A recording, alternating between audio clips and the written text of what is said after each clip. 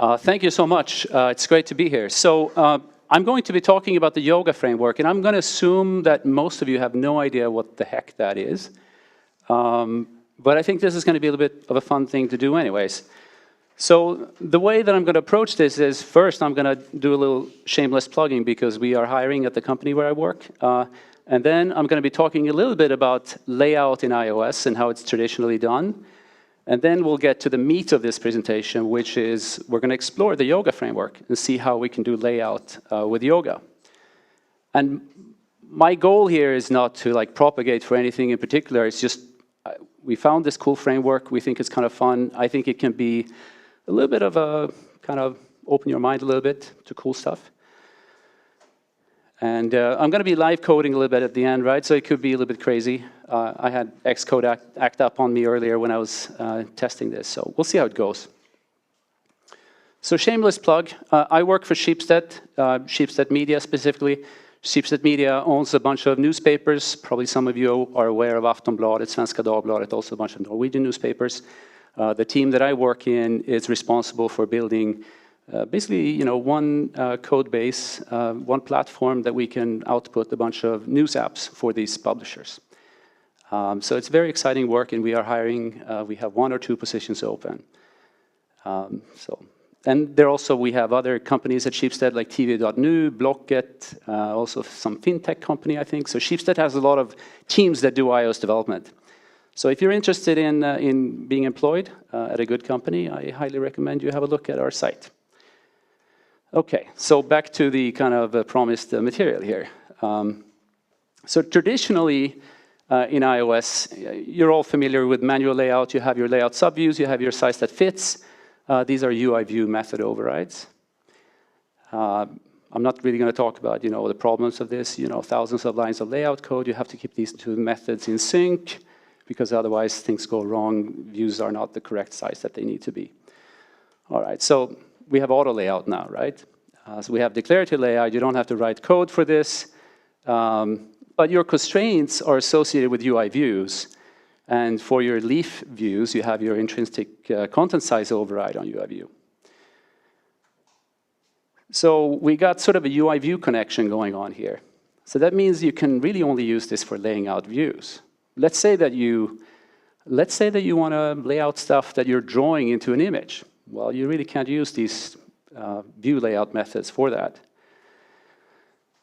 The other thing is that UI views are not really friendly for using on a background thread. So let's say you want to do your layout in the background, maybe split the work up across all the cores in your hardware. That could be an interesting thing to do. And the other thing, which is more kind of team-oriented, is if you work in an organization where you have maybe a web team doing some, you have web teams and native teams, they work together. If you are building your apps using like iOS layout techniques, like auto layout, designer comes up with a design, then you are doing the work of translating that design into a layout system specifically for iOS. And what the web guys are doing, you don't really care or know about, right? So that could be a little bit of a problem. React Native could be a solution to those kinds of problems, but I'm proposing here with yoga, you can kind of take the raisins out of the cookie, so to speak, and maybe get some of the benefits. Also, because it's UI views, it's not really trivial. It's non-trivial to kind of deliver new layouts over the internet. Let's say you want to download new layouts, new content. If it's based on UI views, what do? You download storyboards or zibs? I don't know. It's non-trivial how to do that sort of stuff. Now, all these things being said, if you're an auto layout fan, I don't want your blood to get boiling here. I'm saying, traditional layout, like manual or auto layout, it's almost always suitable.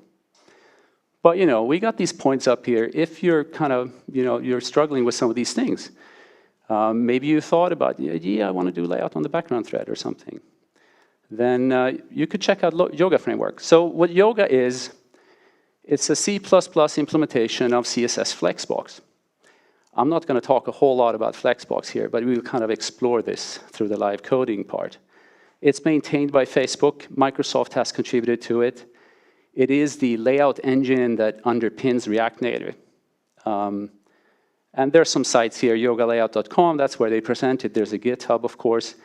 There's also, if you want to learn Flexbox, there's like Flexbox Froggy, where you play a game with Flexbox. And if you're more a hardcore gamer, there's also Flexbox Zombies that I highly recommend you check out. So before we go into live coding, I want to remind you we're hiring, right? So you don't forget about that. Okay. Yeah, this is the zombie stuff. It looks really cool. But all right. Probably I'm going to have to crank up the... Can you guys in the back, do you have a chance to see this? Okay, cool. All right, so what I have here is I have a Xcode project. With using CocoaPods, I brought in Yoga, just like that.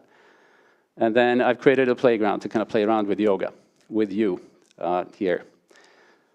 Okay, so this screen here now is our first encounter with Yoga. So I already kind of said several times here that Yoga doesn't really care about UI views. So what do you have instead of UI views? Well, you have something called nodes, right? So you have a node. So here, the code that you see here on screen is equivalent to creating a view that can size itself. That's all it does. So first line here is we create a node. And excuse kind of there's going to be some banging and stuff like that in this code. It's not really production code, this thing, right? We're just exploring Yoga framework for the first time. So we can create a node, and then we need to tell this node how it can measure itself. And this is like implementing intrinsic content size on a UI view. And the way that works is you set a callback or a measure function on your node. So this is a very simple measure function. It returns a static size, 200 by 300. And then you can tell this layout, which consists of only one node at this time, right? So it's extremely simple. You can tell it to lay itself out. And in this case, unconstrained. So I'm passing in an undefined width and an undefined height. And then I'm pulling out the width and the height from this node. So let's see if I can make this thing run. Jesus.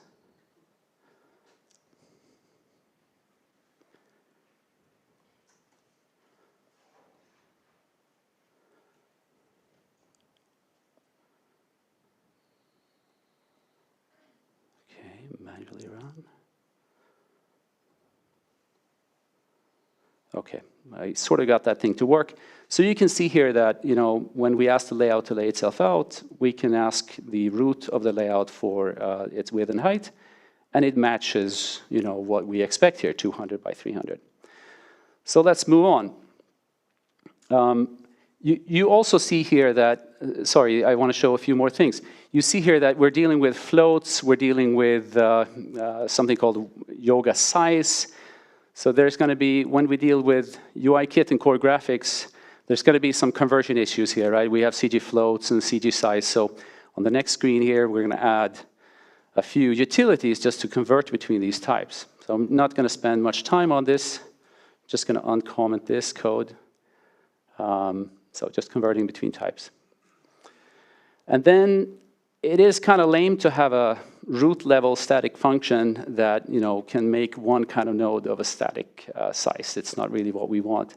So I'm going to try and attempt here to make a factory function to build a box of an arbitrary size that I can pass in. So we're looking at this sort of function, right?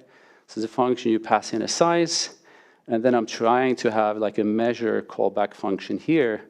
I'm creating my node, I'm setting my measure function, I'm returning my node. You'd hope this would work, right? But as you can see, there's a bit of a problem. This is a C++ library. So this thing takes a C function pointer. And this function is capturing the size that's coming in from outside of this function. So this doesn't really work with C function pointers. So this approach, we're going to have to give that up. We're going to blow past this. This is a working dynamic factory function. So I'm just going to uncomment this code, and then I'll briefly talk about it. It's a very kind of standard concept when you have objects with callbacks that you can also assign a context to the object, and that context is passed into your callback so that you can pull out the information you need. So the trick here is I have a function that takes a closure to compute a size, and then I'm boxing that closure in an object. And for the object, I can take the pointer. And then inside of my measure function, I pull out this context, I unbox the box, and then I call the measure function, and that's how that works. We're going to scroll past this because it's not really what I want to show. Instead, I will show you how we can use this now. And okay, so here we have, a function to make a sized box. This the thing that I tried to write above, but where the compiler wouldn't let me do it. So now we pass in a size. We call make node. We pass in a closure that just returns that size. And the boxing and all that stuff takes care of our problems now. And here I can make a sized box of size 30 by 70. And then we do the same thing as before. We calculate this layout. Let me see if I can. Okay, good. Okay, so you see this thing 30 by 70, that seems to make sense. And just to prove that it actually works, I will change this size. Okay, this seems to work. Now, you might be thinking, what the hell is this guy talking about? Sizing statically sized boxes. This is super lame. Well, let's move on to the next page here. Sizing up text is something we often do. So here is a factory function to create a label, a node representing a label, I should say. Right? So we pass in some text, and then we call make node, and we pass in a closure to size the text. And the parameters to this closure is a width and a height that we have at our disposal to render the text. And I'm just using, the boundary rect method on the string to size it up. And then we're returning that size. And then additionally, I'm telling Yoga that this node that I just created, it's of type text. Yoga has this feature. I think it has it so that it avoids doing certain kinds of roundings of the size of this node. Because if you start rounding text, things could get weird, like text might not fit properly. So that's what this thing is about. And we can see how this works. I'm creating a label here representing hello world, of course, and then we're calculating the layout, and we're going to check to see how big this thing is. Okay, so hello world needs 66 points width and 14 points height. That's kind of cool. Now, let's see what happens if we start constraining the available size for this node. So let's say that we constrain it to 50 points width. What do we think will happen? Well, we expect it to wrap across 2 lines, of course. So that's kind of cool. Let's, okay, so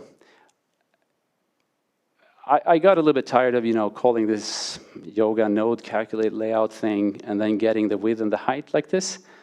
So next little thing here is just a utility to, so this is an extension on Yoga node, size that fits. Sounds familiar, you pass in width and height and it's doing this calculation inside and it's getting the width and the height and packaging it up in this size thing. So we can make sure that this still works. Okay, seems to still work, this thing. Yep. All right. Now, so far, I've only talked about layouts consisting of one node. Extremely lame. Let's move on to nodes that contain nodes. So here is, here I'm creating 3 boxes. One small box, one a little bit bigger, and another one that's a little bit bigger still. And then I'm creating a kind of a container node. And I'm inserting these boxes as children in my container. Of course, if you were actually using this, you would write more extensions that make it easy to add an array of nodes and stuff. But now I'm using the straight up C++ API here.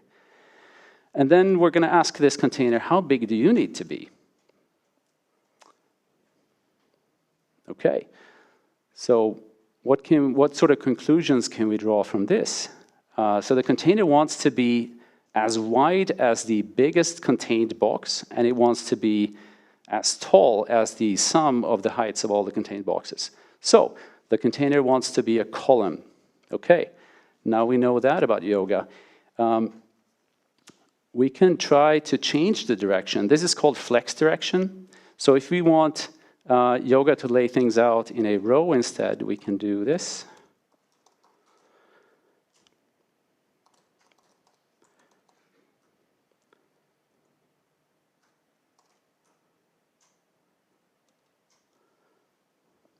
And now we get something that is wide and not so tall. So you can think of Yoga, the way Yoga does its layout, it's a little bit like UI Stack View on steroids, but without the views. That's one way to, I think, pretty useful way to kind of get into the groove of this thing. Let's move on a little bit here.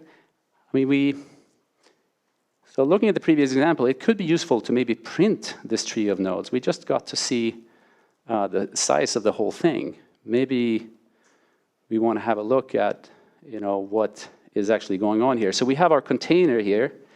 Let me see if I can crank this. Oh, maybe not. Okay. So here's our container, 450 width, 200 tall. Then we have our boxes here inside of it.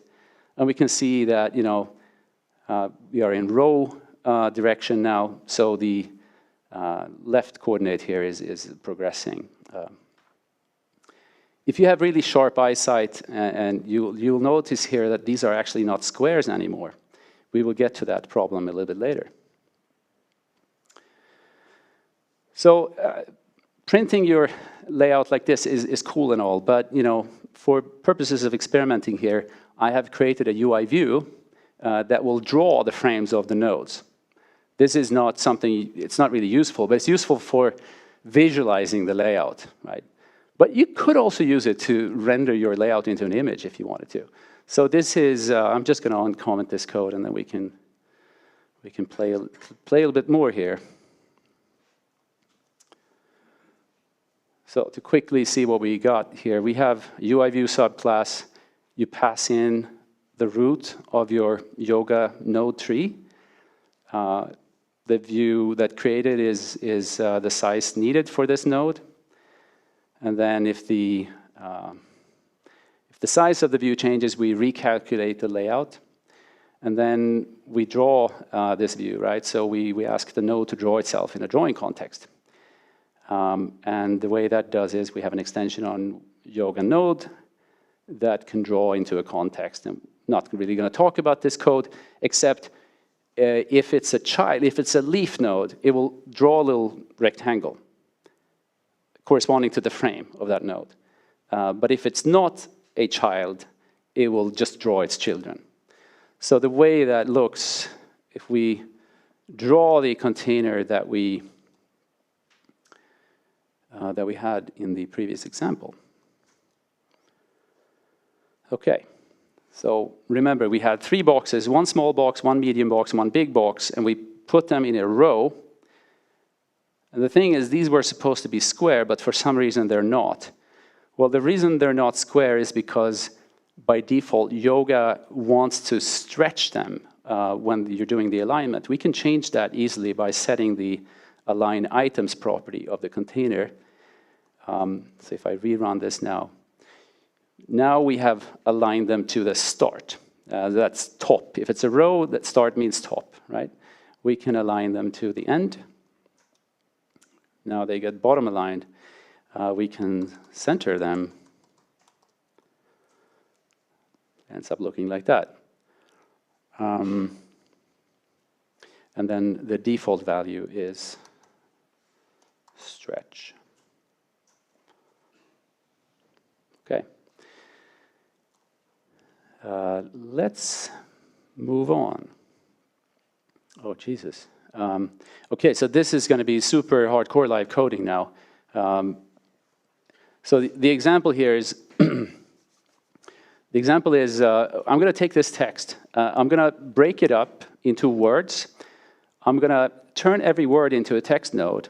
And then I want to use Yoga to lay them out in like a flow layout fashion, like row by row. We'll just kind of see how that would work in Yoga. So I'm going to uncomment this start.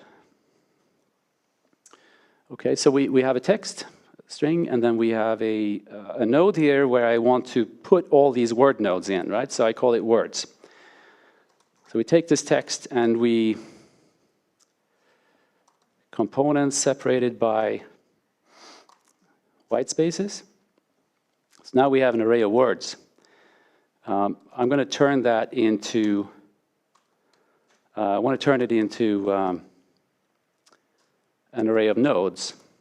Right? So I'm going to make label nodes for every word.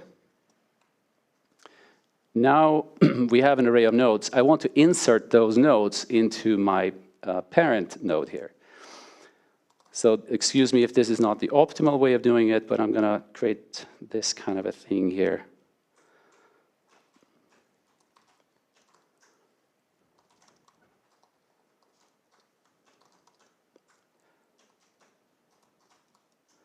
Okay, YG node insert child, and we're going to insert it into the words node. We're going to insert the node at this index here, offset. Okay, so now we have a tree of nodes. We also, let's see what we're going to do with this. So we want the nodes to be laid out in a kind of row fashion. So we're going to set the flex direction. Words, flex direction is going to be row. The other thing we're going to do is we're going to say that, well, when you hit the end of the containing box, the layout should continue on the next line. And we can do that with, I think it's called flow, set, no, wrap. Set flex wrap. All right, so we take our words node and we set flex wrap to wrap. Okay. And I think probably also we're going to want to steal this thing to align them to flex start, because otherwise we get the stretched behavior and we don't want that. Okay, and then we need to put this thing in a view. So we're going to take our view here.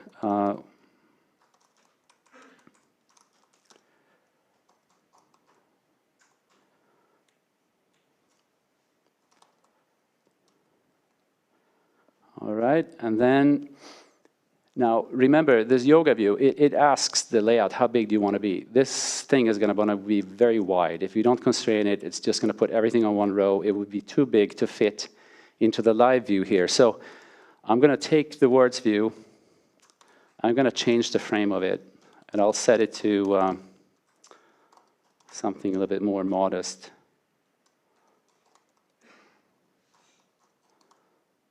So some size, maybe 400, 300, some height. Okay, let's see if this thing works. It's a high chance it doesn't. I'll be honest with you. The previous coding was just uncommenting code. This is actually coding. All right. Oh, shit. Okay, it actually worked. Can you guys see that? Okay, so this is pretty cool. Like, imagine having to do this layout. I mean, you could have a UI collection view with this, right, and use a flow layout for it.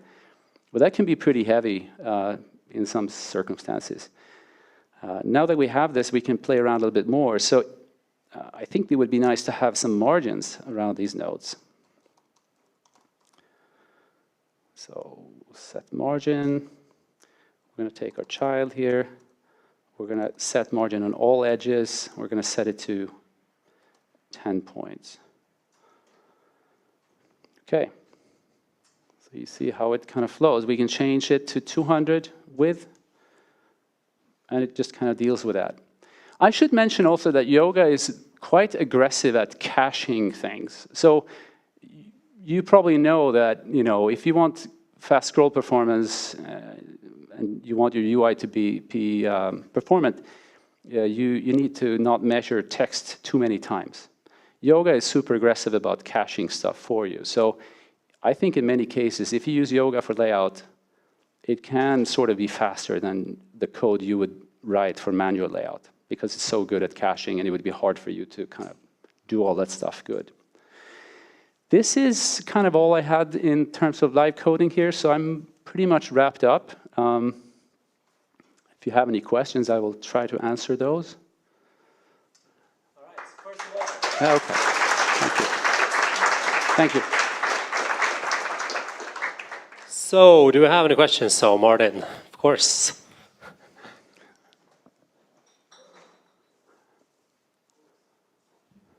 Very cool way to do layout. I mean, and a very nice presentation. Only one question. All of this sizing is to a static size you give. So what happens when the phone rotates or your app is in iPad and the user resizes? Do you have to redraw, or are there ways for the node to reposition children on itself? So you can, I mean, if you change the size of the, you can, well, let's try and answer this question in kind of a yoga framework. So you can ask Yoga to relay out anytime. Right? You just call calculate layout again using a different size. So you can, rotating, iPad, multitasking, it's not a problem. Furthermore, you can go in, this is not something that I played around with, but Yoga node tree keeps track of the parts of the tree that are dirty. So if you go in and you change aspects about certain nodes, it will kind of recalculate only that part of the tree.